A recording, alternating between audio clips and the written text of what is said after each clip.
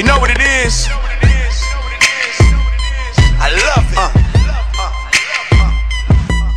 Yeah.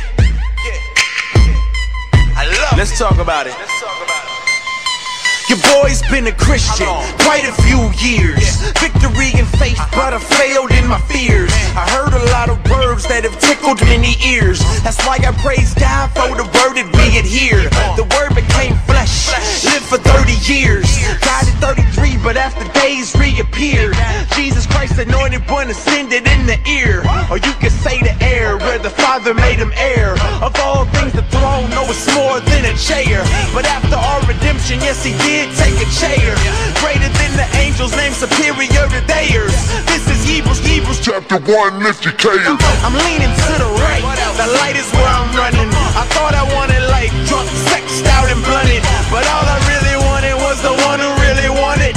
Fought death, beat it, gave his life to the public. I love it, I love it. Hey, hey. Angels surrounding his throne, and worthy is the Lamb who was slain. Oh, earth is full of his glory, all nations bow to his name. His majesty fills the heavens, our hearts thunder his praise.